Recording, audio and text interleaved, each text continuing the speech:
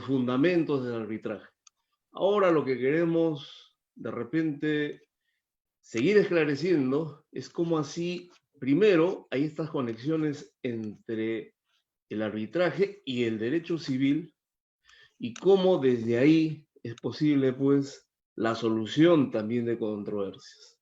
En el ámbito, entonces, de relaciones intersubjetivas, ante una disputa, ante una controversia, si acudimos, ¿sí?, al arbitraje, bueno, cómo ello se plasmaría desde esta perspectiva civil.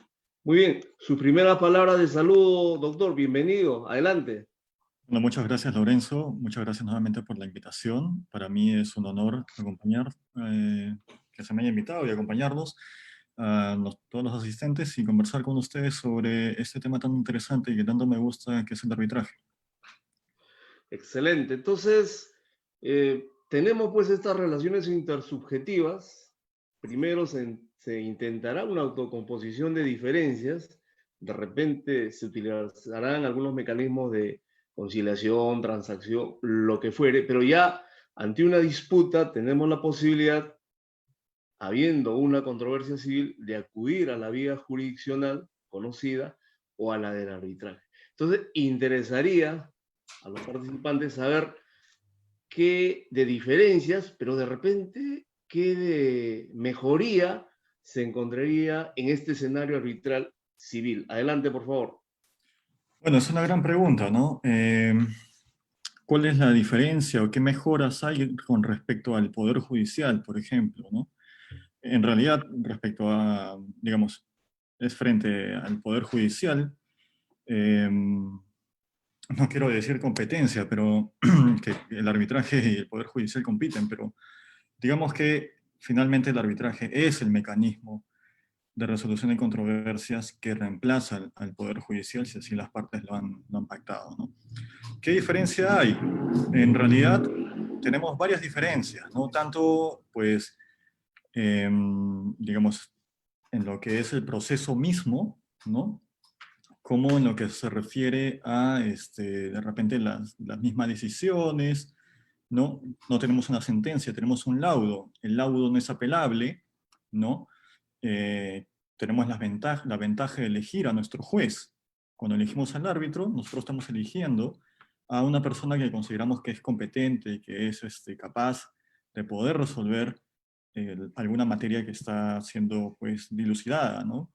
Por ejemplo, en lo que viene a ser materia civil, en la séptima disposición complementaria se habla de arbitraje sucesorio, por ejemplo, ¿no? Entonces quizás, digamos, existe algún problema con la masa hereditaria, los herederos podrían, pues, determinar que, ok, este problema no lo vamos a llevar al Poder Judicial, hay que resolverlo por la vía arbitral. Como tú bien has mencionado, se puede también, digamos, pactar otros mecanismos autocompositivos, ¿no? Pero aquí la diferencia, pues, es que el arbitraje es un mecanismo también heterocompositivo. Interviene un tercero y su decisión se va a basar en lo que digan las partes, ¿correcto? Entonces, no es que este tercero árbitro va a hacer sus propias investigaciones, ¿no?, para llegar al fondo del asunto, digamos, si se tiene que hacer alguna tasación sobre, justamente hablemos de masa hereditaria, no es que el árbitro o el tribunal arbitral, si está compuesto por más de una persona, eh, vaya a hacer por sí misma, ¿no?, digamos, las indagaciones para determinar la tasación de los inmuebles o de los bienes, sino más bien que va a escuchar a las partes. Este es un elemento esencial del arbitraje, justamente, ¿no? Escuchar a las partes y dictar o dictaminar o dictar un laudo finalmente sobre la base de eso, ¿no? Tengo una pequeña presentación, pero Por si quieres, favor, vamos conversando al por respecto. favor. Ya está activada la opción. Puede compartir pantalla, por favor. Ya, genial. Ok. Denme un segundito que acá lo tengo, me parece. Sí.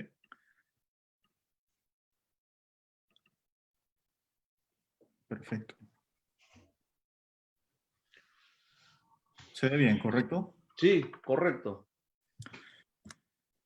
Bien, más o menos hemos adelantado eso también, como bien mencionabas, Lorenzo, en otra reunión que tuvimos, donde mencionábamos que el arbitraje pues, es un proceso por el cual las partes, de manera consensuada, ¿no?, someten una disputa a un juzgado no gubernamental, a un juzgador, perdón, seleccionado para las partes, en el cual resolverá las disputas de manera definitiva y vinculante, de acuerdo con procedimientos neutrales y otorgando, como habíamos adelantado, oportunidad para que sean oídas, ¿no? Esos elementos básicos, los fundamentos, justamente como estábamos hablando, del arbitraje.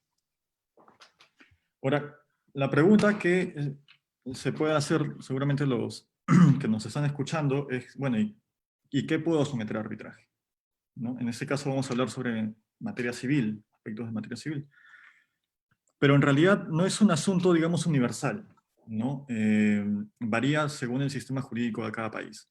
Por ejemplo, hay países donde el arbitraje no está permitido para temas de consumidor.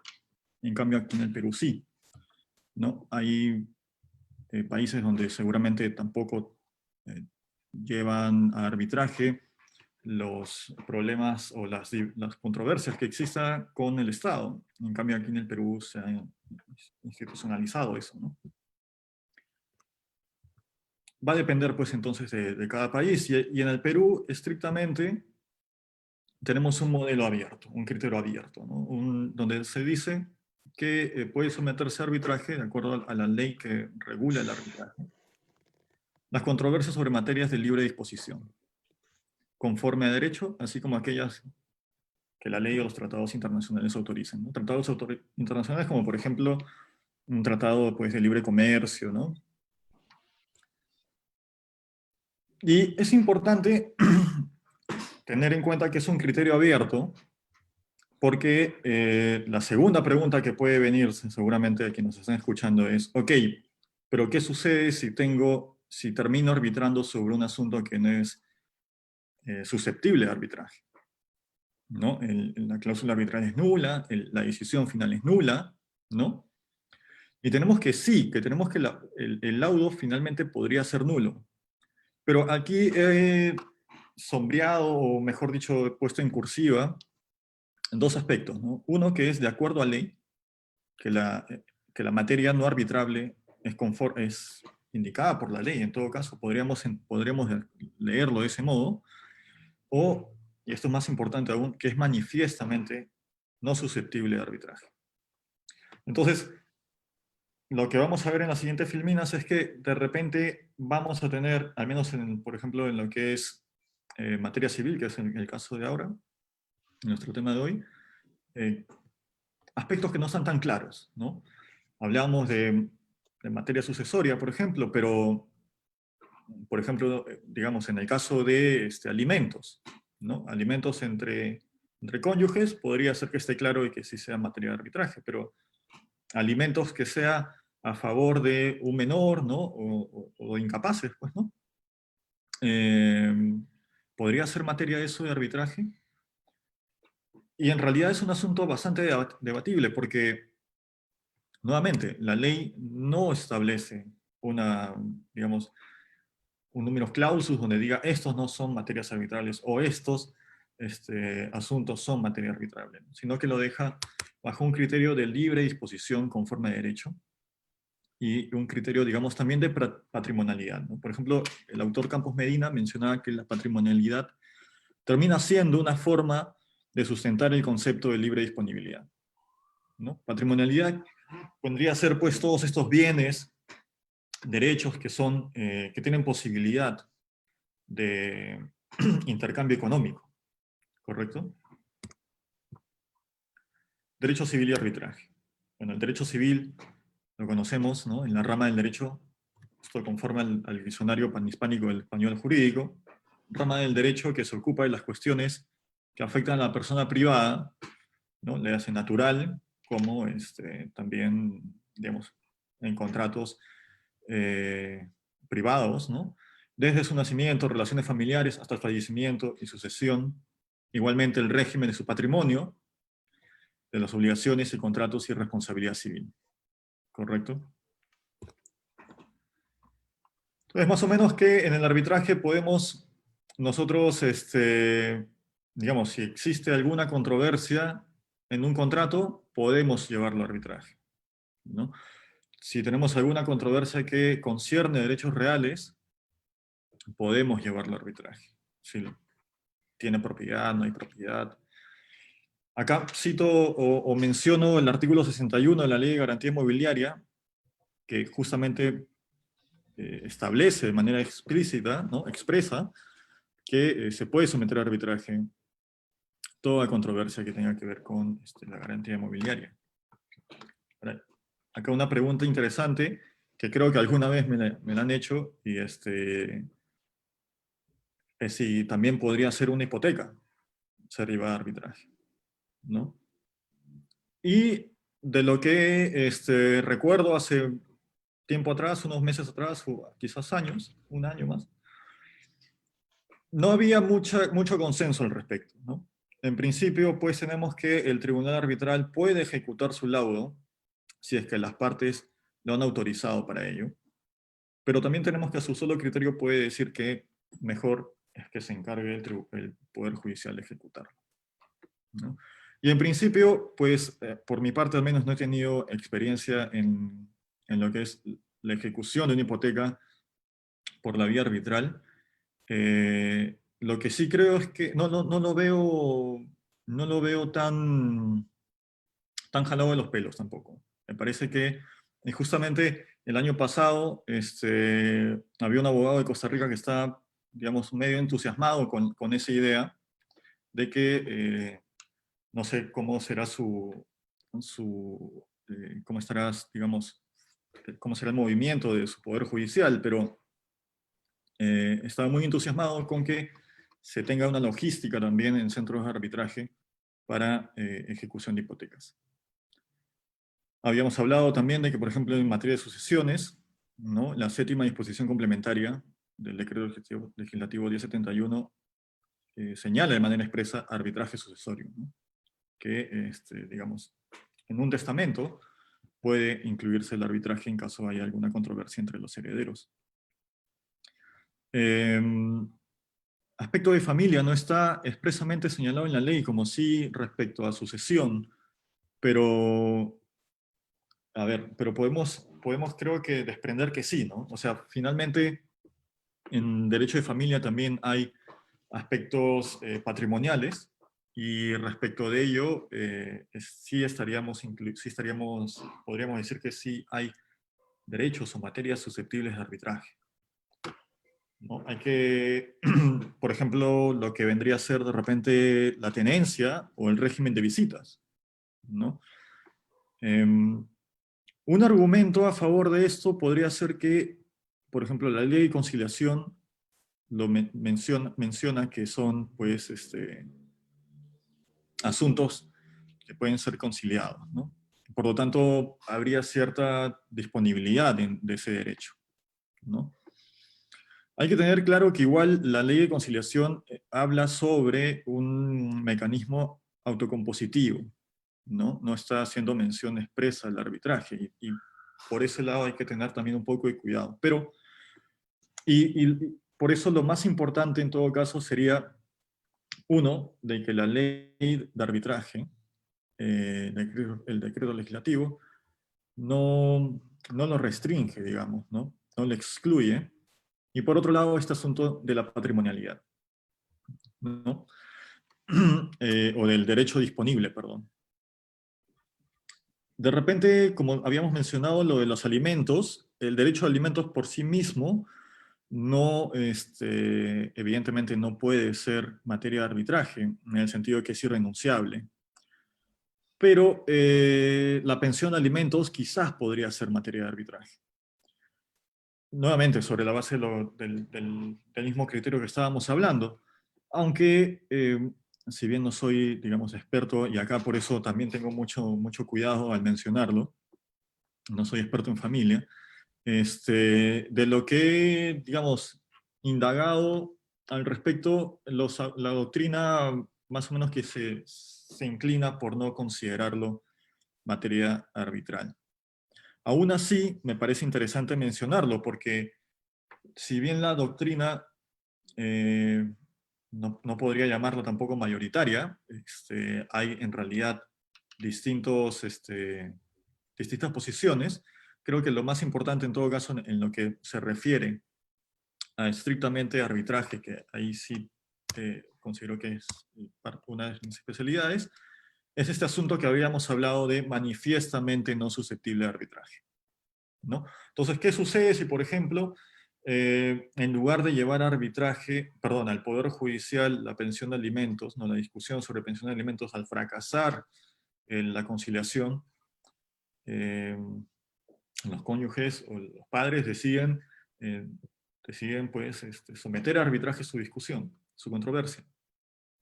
Podríamos decir que la pensión de alimentos es manifiestamente no susceptible de arbitraje.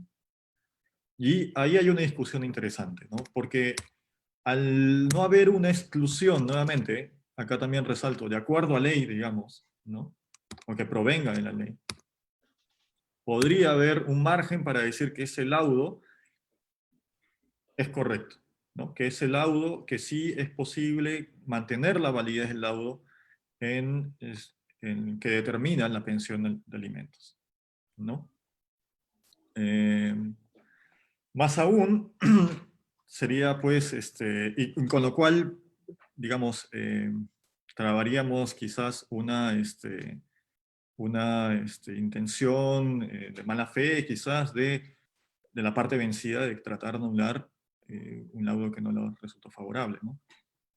Ahora pregunto, ¿responsabilidad extracontractual podría ser materia de arbitraje?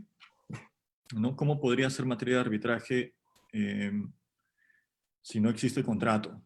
¿No?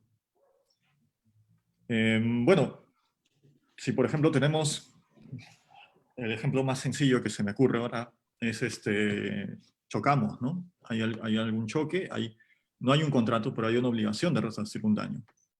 Ahora, el tema está en que de repente hay una controversia sobre, oye, yo en verdad no es que haya ido a mayor velocidad, o en verdad tú me chocaste de atrás, o lo que pretendo no es el valor correcto, ¿no? En realidad,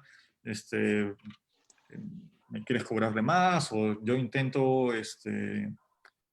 o quien haya chocado, digamos, ¿no? Una de las partes que haya chocado diga, oye, también exijo un daño extrapatrimonial, ¿no? Ok. Todo ese asunto en principio tendría que ser llevado a arbitraje. Pero si las partes deciden perdón, tiene que ser en principio llevado al Poder Judicial, pero si las partes así lo acuerdan, podrían llevarlo a arbitraje también, ¿no?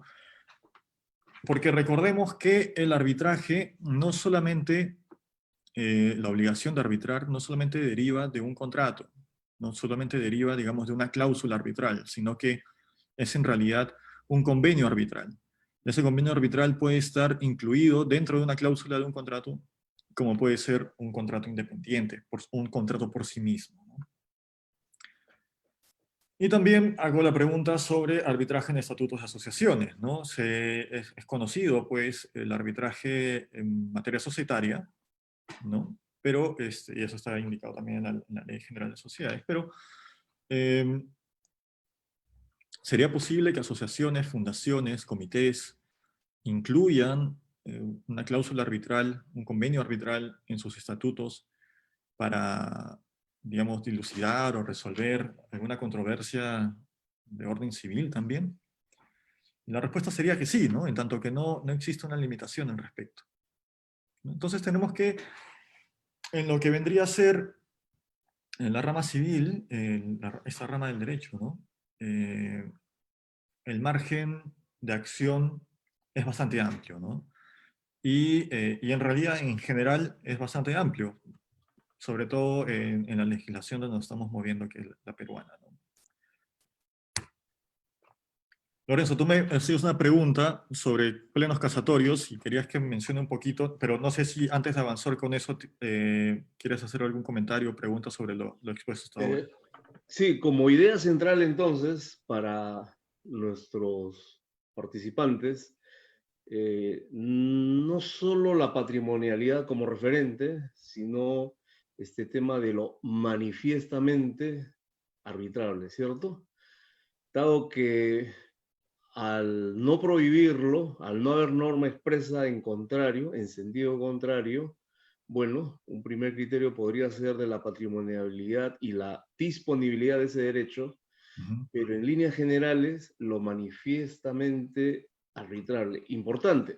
Ahora, ya en el mercado, en el ámbito ya de la vida social, económica, lo patrimonial, ¿no? De pronto, siempre lo nuevo llama alguna preocupación, sospecha, y a veces es un mito, y uno dice, pero yo veo que los temas de arbitraje generalmente se ven en la contratación pública, no veo mucho en materia civil.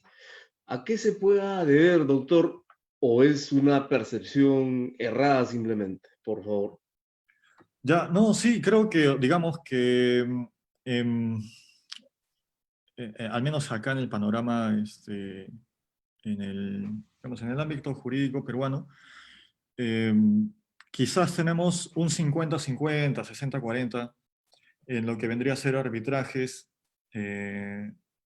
públicos, ¿no? O de contratación pública, mejor dicho, y arbitrajes privados, estrictamente, ¿no? Y como bien has mencionado, ¿no? Tenemos estos aspectos o es importante este asunto, de tener claro que hay, pues, digamos, varios aspectos que pueden ser sometidos a arbitraje, no solamente los problemas o controversias que existan a partir de un contrato de obra, un contrato de bienes o servicios a favor del Estado.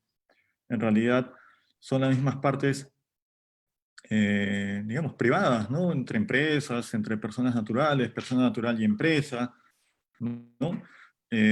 Ya sea, acá no lo he mencionado, pero cuando hablamos de contratos o obligaciones, algo que es bastante usual, por ejemplo, en lo que vendría a ser el arbitraje popular, ¿no? Que es llevado por el MINJUS, en el centro de arbitraje, me parece, eh, Arbitra Perú, por ejemplo, ahí se trata mucho de arbitrajes de arrendamiento, ¿no? Que tienen origen de contratos de arrendamiento, ¿no? Eh, y en general, ¿no? O sea, contratos de obra privada también. Hay muchos contratos de obra privada que tienen cláusula de arbitraje, ¿no? Y en realidad cualquier tipo de contrato, ¿no? Locación de servicios, arrendamiento, compraventa, ¿no? Compraventa ya sea a plazos o de contado, lo que sea. Uno puede incluir un convenio arbitral respecto de estas materias y de otras, ¿no? También. Correcto. Entonces, veamos pues ahora esta parte de los plenos casatorios. A ver, un poco para ubicar a los participantes. Sucede que algunas controversias pasan a tener tal importancia que ya no basta que la Sala Civil de la Corte Suprema lo vea en su espacio de especialización, sino que este debate participen los demás vocales, ¿sí? Uh-huh. Los demás vocales, pero no solo eso, también la sociedad civil a través de los amigos curí, a través de repente de otros mecanismos de participación que se puedan señalar. Entonces, hay un gran debate en torno a una controversia muy específica, tampoco es un evento, un seminario, no, no, no, es el juzgamiento, es determinar por parte de la Corte Suprema, en un pleno, si se aplica e interpreta correctamente la norma, dado que siendo tan controvertida esa aplicación, esa interpretación, incluso hasta puede haber jurisprudencia, o sea, anteriores decisiones de la sala civil o comercial de segunda instancia o juzgados, primera, segunda instancia, y que devienen en las jurisprudencias, contradictorias. Entonces la necesidad de unificar, dice, criterios. Y finalmente, pues se plasman reglas de correcta interpretación, aplicación de las normas, que antes se supone eran tan controvertidas. Bueno, algunos señalan que a veces, pocas seguro, la solución no es suficiente o abre nuevas posibilidades de controversia.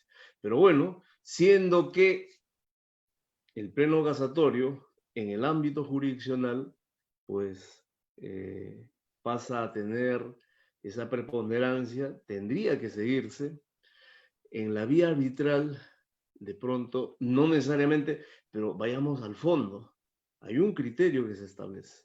Y llama la atención, bueno, no es el último pleno casatorio, pero el último publicado, en donde define esta parte de si la transferencia de bienes por parte de uno de los cónyuges, solo uno de los cónyuges, es un acto nulo, ¿sí?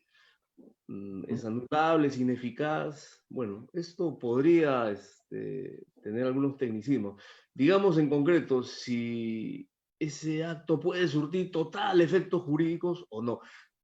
Se ha decidido que no, ese acto es nulo y en modo alguno puede surtir algún efecto, alguna consecuencia jurídica, tratando de hablar en sencillo. Y así habrá más decisiones. Entonces, dado que son controversias que han centrado la atención en nuestra esfera nacional, ¿qué correlato tienen en el arbitraje? Por favor, adelante. Así, bueno, es una gran pregunta. Es una pregunta además que me dejó pensando la vez pasada. Digamos que te di una respuesta que me parece que en la práctica es la que podría primar. La respuesta que me parece que di la anterior sesión que tuvimos fue que, pues, al ser una fuente del derecho, ¿no? Los árbitros deberían tomarla en cuenta. Y me parece que sí debería ser tomado en cuenta. El asunto que tendríamos que precisar en todo caso es que no están obligados, digamos, ¿no? No están obligados a tomarlo, a seguir el pleno casatorio. Ahora, y aquí, como bien has mencionado, viene pues digamos, a plantearse asuntos como, por ejemplo, la predictibilidad, ¿no? Y la seguridad jurídica. Entonces, en la práctica, me pongo en los zapatos, por ejemplo, de un árbitro extranjero, ¿no? O digamos que de pronto me designan como árbitro, digamos, en Chile o en Bolivia, donde sea, ¿no? Y resulta que, digamos que ahí tienen algo similar, como un pleno casatorio, ¿no? Evidentemente, si bien declaro conocer el régimen jurídico, etcétera, y sé que de repente el pleno casatorio no me es obligatorio, como árbitro entendería de que extranjero sobre todo, entendería que en realidad en ese sistema jurídico lo que se busca, como en cualquier otro, es predictibilidad, es seguridad jurídica. Y por lo tanto estaría un poco más inclinado seguramente a ir por esa vía, ¿no? Pero igual, más importante aún es escuchar a las partes y lo que digan las partes. Si ninguna de las partes ha mencionado el pleno casatorio, no podemos traer el pleno casatorio al laudo, por ejemplo, ¿no? Tenemos que, en todo caso, el tribunal, si lo va a tomar en cuenta, o si dice, a ver, ¿por qué nadie ha mencionado el pleno casatorio? ¿Por qué? O esto lo tienen claro de otro modo, y lo pone sobre el tapete, lo pone en discusión. Y lo menciono porque han ocurrido anulaciones del laudo donde, por ejemplo, las partes han hablado de resolución todo el tiempo, en todo el arbitraje, y luego el tribunal termina diciendo que hubo rescisión, que no fue resolución del contrato, ¿no? Y las partes evidentemente dicen, ¿en qué momento me hablaste de rescisión? ¿En qué momento hemos discutido de rescisión? O sea, no me has dado oportunidad para expresar mi derecho o expresar lo conveniente a mi derecho, mejor dicho, respecto a esa posición que tú ibas a adoptar al final, ¿no?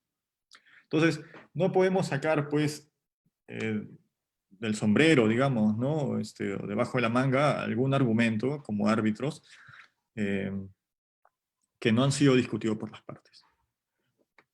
Ahora, plenos casatorios, como bien has mencionado, pues el artículo 400 del Código Procesal Civil lo menciona, ¿cierto?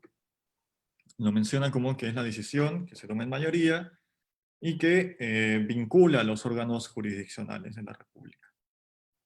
Ahora es interesante aquí que, buscando un poco al respecto de casaciones que hablen de este artículo, no, al momento, al parecer, no ha habido alguna mención a los arbitrajes, al tribunal arbitral, ¿no? A los tribunales arbitrales. Siempre han habido, pues, menciones a órganos judiciales, magistrados, ¿no? No se ha hecho mención aún a árbitros. Pero aún así es un tema interesante, porque podría ser que alguna de las partes lo traiga a colación al proceso, ¿no? Y le dé bastante énfasis, pidiendo al tribunal que justamente vaya por esa vía de interpretación, ¿no? O esa vía de ejecución, digamos, de entendimiento del derecho, ¿no? Algo interesante aquí también es tener en cuenta, pues, que el Código Procesal Civil en realidad no es que aplique supletoriamente a la ley de arbitraje. La 10ª disposición complementaria dice que más bien hay una prevalencia, ¿no? Las disposiciones de la ley de arbitraje, del decreto legislativo 1071, prevalecen sobre el Código Procesal Civil. Eso no significa que estemos prohibidos de hacer mención a principios y normas del Código Procesal Civil, perdón, ¿no? He visto muchos laudos y también he estado encargado de elaborar laudos en los que se trae a colación principios de celeridad procesal, de eficacia, ¿no? O cuando hacemos referencia a tachas, o hacemos referencia a impugnaciones, o inclusive a medidas cautelares, ¿no? Tomando en consideración, pues, los conceptos de verosimilitud del derecho, etcétera, pero que en realidad vendrían a ser lo que es parte de la teoría general del proceso. ¿Por qué hablo un poco de la práctica, pero también quiero hacer mucho énfasis y precisión respecto a lo que en realidad es la teoría, ¿no? O sea, o no tanto la teoría, sino más bien lo que es el derecho en sí mismo, y que es de que los tribunales arbitrales no están obligados a seguir los plenos casatorios. Y es que está prohibido, ¿no?, pronunciarse sobre el fondo de la controversia o sobre el contenido de la decisión, mejor dicho, ¿no? Al momento de revisar un laudo, ¿no? Entonces, ¿y esto por qué, no? O sea, tenemos que entonces el error en la aplicación del derecho no es una causal de anulación del laudo, ¿no? El fondo no es revisable. Eso es un punto importantísimo. Es un punto, además, que es a veces que nos cuesta a veces procesar, ¿no? O sea, porque decimos, pero a ver, ¿cómo que, no? O sea, pero ¿qué sucede si es que el tribunal me ha dicho una norma que no tiene nada que ver, ¿no? Ya, ahí tenemos que tener presente de repente lo que vendría a ser el asunto de la motivación, ¿no? Pero el hecho de que el tribunal arbitral se haya equivocado en el derecho aplicable, o en el derecho, digamos, en interpretar el derecho, no vendría a ser causa de anulación del laudo. Hablando del artículo 400 y de la 10ª disposición, tenemos pues que el decreto de la 10ª disposición complementaria del decreto legislativo 1071, tenemos que, como esta ley de arbitraje tiene igual jerarquía que el Código Procesal Civil, ¿no?, el artículo 400 es vencido por dos criterios de antinomia, ¿no? Por derecho posterior deroga la ley anterior y la ley específica prima sobre la ley general. Y además es importante tener en cuenta que el Estado justamente, digamos, protege el laudo o protege al tribunal arbitral en el sentido de que no va a revisar su decisión, porque también está protegiendo la autonomía de las partes. En el sentido que el Estado le ha otorgado la facultad o el poder a las partes de encargar a un tercero, distinto al aparato judicial que tiene el Estado, ¿no? Para que resuelvan su controversia. Ellos han elegido a su árbitro, ¿no? Entonces, si, digamos, para decirlo en términos sencillos, ¿no? El Estado dice, si tú te has equivocado en elegir a tu árbitro, es tu problema, ¿no? Si ha aplicado mal el derecho, si lo ha interpretado de un modo distinto, es tu problema. ¿Por qué has pactado arbitraje? ¿No? Evidentemente, eso, el margen es bastante el margen de error, digamos, es bastante bajo, en el sentido de que en principio las partes pues han tenido la diligencia de buscar a un árbitro que conozca del tema que va a ser materia de arbitraje. Lo que sí el Estado no puede, digamos, tolerar es que la decisión no esté motivada, ¿no? Que haya una inexistencia de motivación o que la motivación sea incongruente. Entonces, retomando, ¿no? Los plenos casatorios son finalmente fuente de derecho también. Que, en principio, si las partes lo han sometido digamos, lo han puesto en conocimiento del tribunal, que ha formado parte de sus alegaciones, el tribunal arbitral tiene que abordarlo en su laudo, ¿no? Y tiene que indicar por qué, si alguna de las partes trae a colación el pleno casatorio, por qué se aparta de ese pleno casatorio. Tiene que motivarlo, tiene que justificarlo, ¿no? Justamente el artículo 22 de la Ley Orgánica del Poder Judicial también habla lo mismo para los jueces, ¿no? Hay una obligación de motivar para desestimar.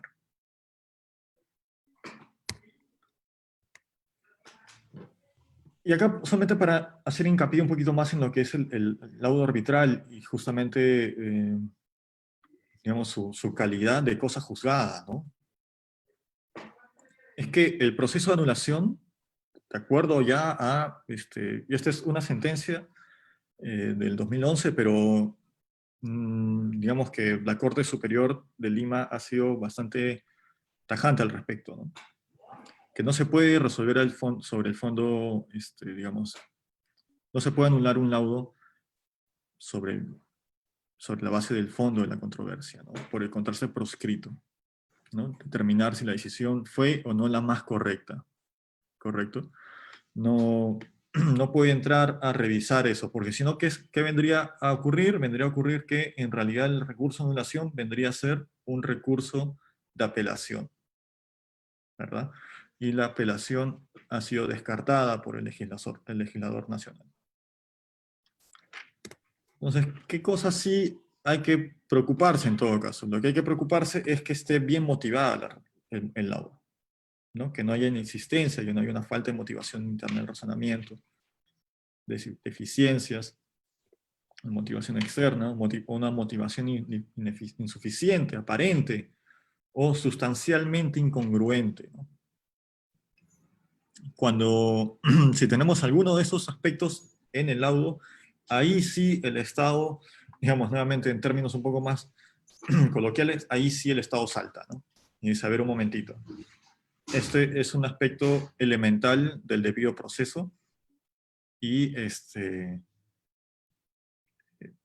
resuelve, pues, o justifica por qué si el demandante o el demandado ha traído a colación, ha mencionado dentro de sus argumentos el pleno casatorio, ¿por qué tú consideras que no es lo suficientemente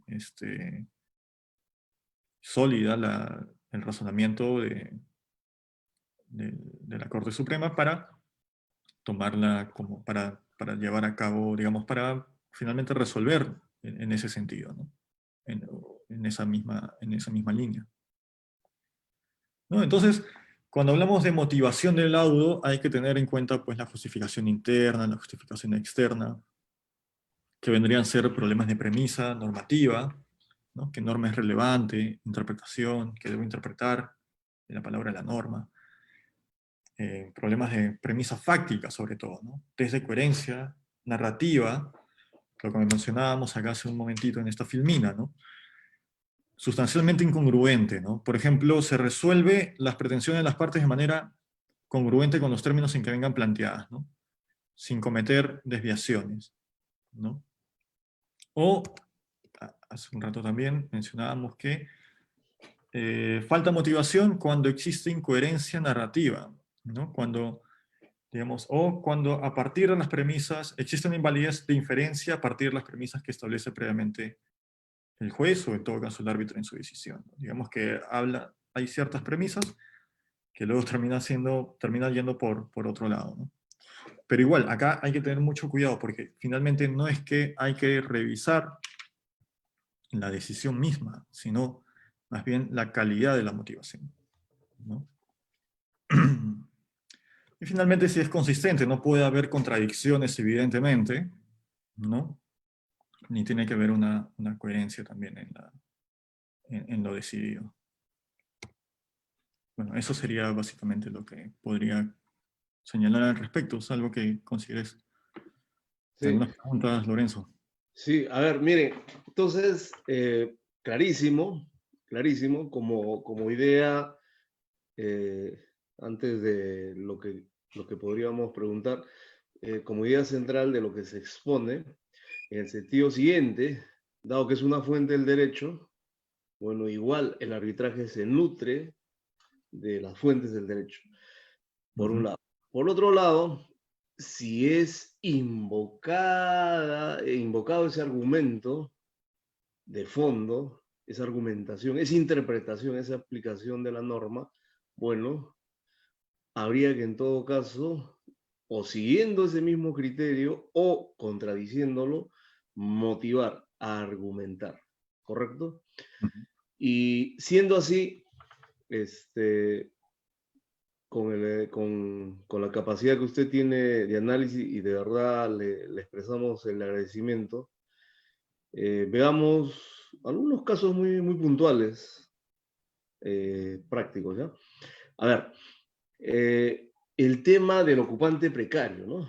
Algunos han alquilado un local en este escenario de pandemia, tenían alquilado un local, cesaron los pagos y hay el requerimiento de entrega del local y bueno, surge la controversia esta de saber quién es ocupante precario y proceder en ese sentido, ¿no? El otro caso práctico que se mencionó, este caso de la transferencia por uno de los cónyuges de un bien, ¿no? ¿Podría un empresario de pronto haber transferido pues su patrimonio o parte de su patrimonio, bueno, determinado bien, siendo casado, estando bajo el régimen de sociedades gananciales, bienes comunes, celebrar un contrato de este tipo, ¿no? De venta de acciones y derechos, como se llama. El otro caso que usted señalaba, ¿no? Si es la responsabilidad civil contractual, bueno, el tema podría tener un desarrollo, pero si es la responsabilidad civil extracontractual, el caso este típico de pronto de una mala práctica profesional, no solo médica, si podría someterse a un arbitraje. No sé, de repente los médicos les convendría o no, ¿correcto? Y ahí una beta de posibilidades. Y algo final sobre el acto, nulidad del acto jurídico. Entonces acá la disponibilidad patrimonial, la disposición de derechos, ¿no?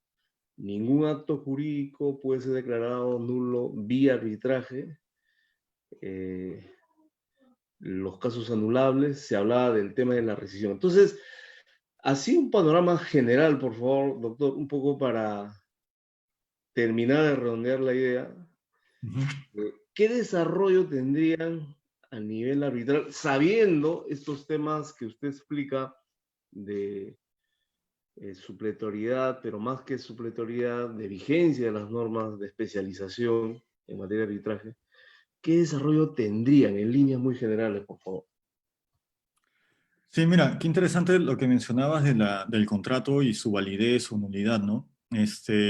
Por ejemplo, em, a ver, cuando hablábamos de que como materia arbitrable, digamos, puede estar las controversias que se derivan de un contrato, ¿no?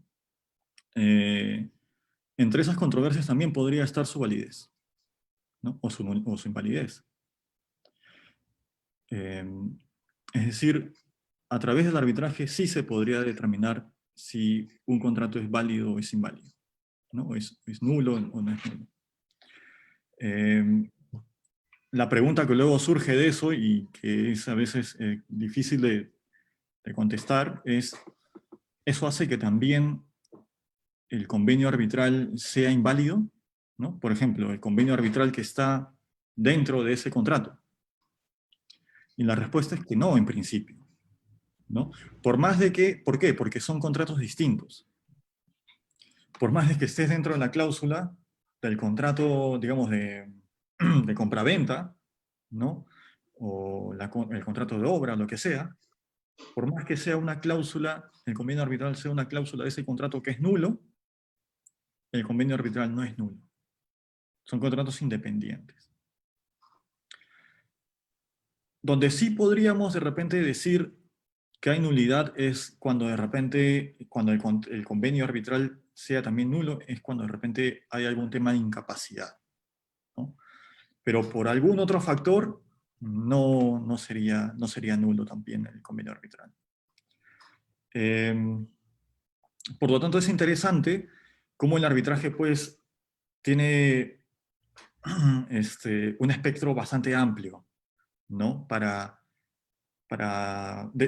servir como cauce, que en realidad es eso el arbitraje, ¿no? Es un cauce, ¿no? Es un mecanismo, una herramienta que nos ayuda a encauzar una controversia, ¿no? Por procedimientos o por un procedimiento que ha sido pactado por las partes, ¿no? Que sea pactado por las partes en el sentido de que ellos mismos han determinado cuánto tiempo tienen para presentar su demanda, contestación, reconvención, eh, para presentar sus medios probatorios, etc., ¿no? Ya sea a través de un arbitraje ad hoc donde no hay una institución, o sea a través de una institución donde tiene sus propios reglamentos de arbitraje, ¿no? Entonces, es, ahí es un punto, digamos, que juega bastante a favor del arbitraje como este medio de resolución de controversias que además es bastante,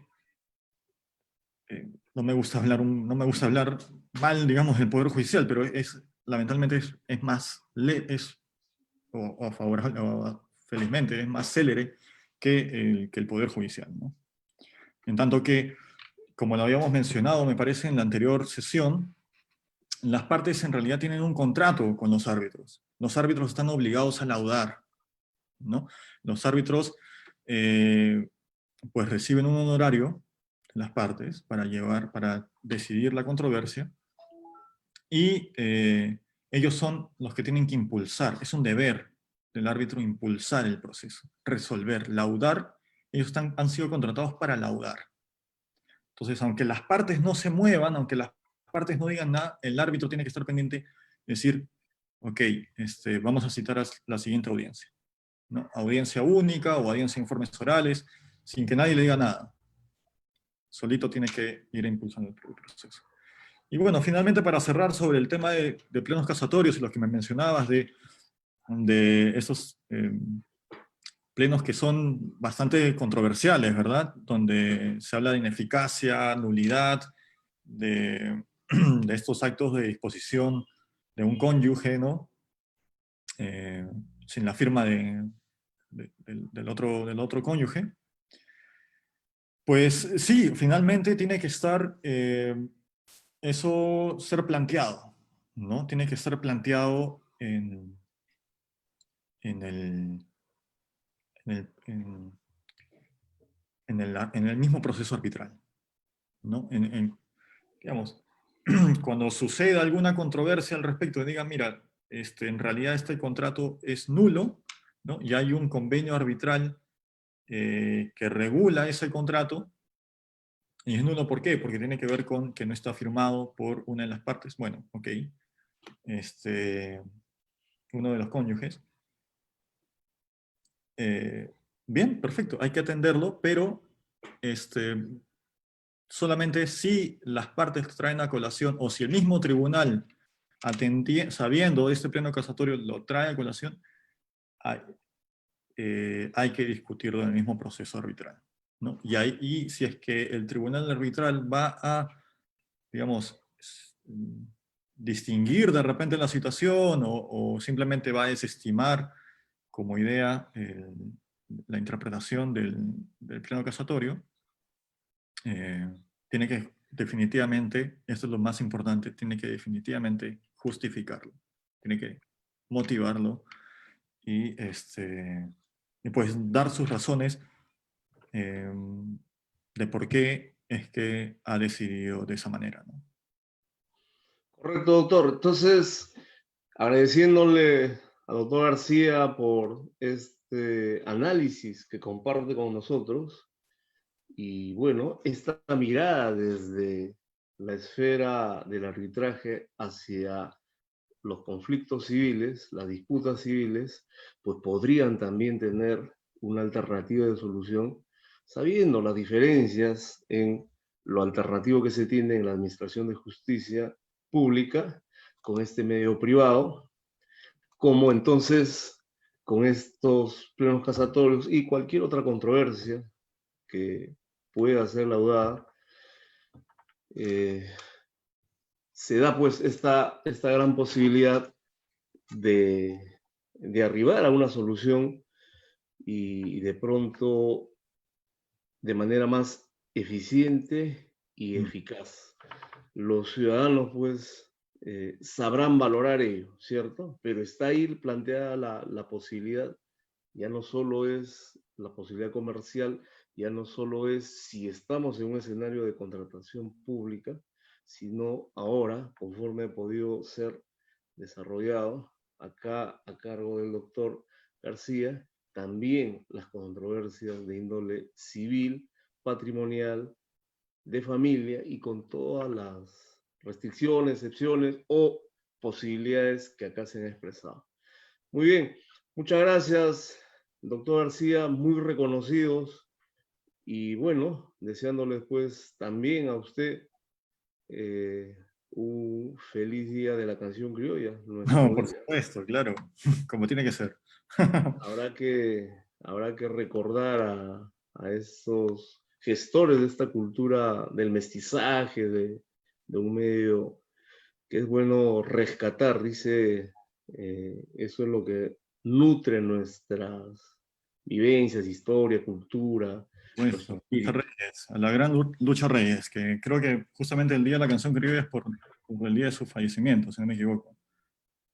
Claro, entonces nuestra admiración a ella por sus capacidades artísticas, pero también, no sé, esa pasión, ¿no? Que a veces le hace descuidar aspectos importantes de su vida personal, entregada a su arte, y bueno, en algunos momentos, seguramente también en el ámbito profesional, a veces nos sentimos pues muy apasionados por nuestras actividades, pero claro, sabemos modular. Muchas gracias, estimado doctor. Usted, Lorenzo, un gusto verte y muchas gracias nuevamente por la invitación. Es un honor para mí. Gracias. Esto es O Economía y estamos convocados pues para una siguiente oportunidad. Gracias. Muy Gracias. buenas tardes para todos.